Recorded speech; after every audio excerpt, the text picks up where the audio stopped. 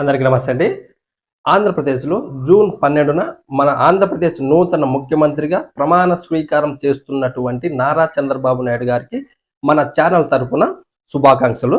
Okay. వివరాల్లోకి వెళ్తే ఆయన ప్రమాణ స్వీకారం చేసిన వెంటనే మొదటగా దీపం పథకం అంటే మహిళలకు సంవత్సరానికి 3 ఉచిత గ్యాస్ సిలిండర్లు అనే పథకాన్నే ముందుగా అమలు చేసే అవకాశం ఉందని మనకి అందిన సమాచారం. ఇప్పుడు దానికి సంబంధించిన వివరాలని మనం ఈ వీడియోలో తెలుసుకునే ప్రయత్నం కూడా చేద్దాం.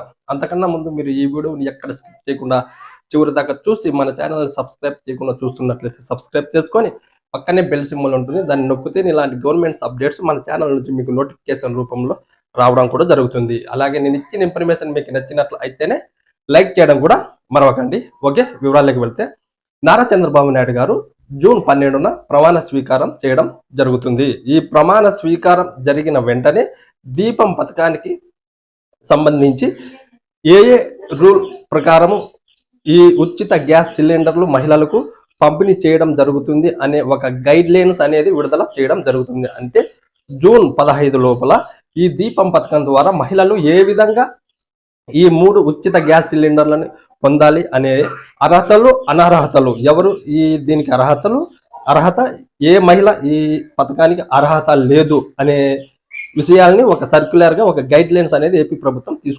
తీసుకొని రావడం జరుగుతుంది.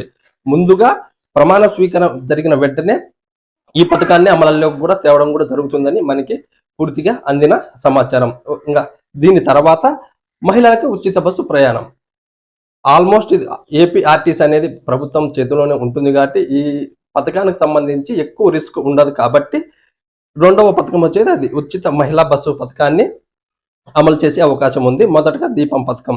ఈ దీపం పథకానికి ఎవరు అర్హతలు ఎవరు అనర్హతలు అనేది ఏపీ ప్రభుత్వం నుంచి ఒక సర్క్యులర్ ఒక గైడ్ లైన్ వచ్చిన తర్వాత ఏ విధంగా ఉన్నది ఆ అర్హతలు అనర్హతలు అనేది నేను ఒక వీడియో రూపంలో మీకు తెలియజేస్తాను. అంతకన్నా ముందు మీరు ఈ వీడియోని ఎక్కడ స్కిప్ చేయకుండా ఎవరి దాకా చూసినట్లయితే ఈ ఇన్ఫర్మేషన్ మీకు నచ్చినట్లయితే లైక్ చేసి ఈ వీడియోని మీ ఫ్రెండ్స్కి బంధువులకి షేర్ చేయడం కూడా మరవకండి. Thank you.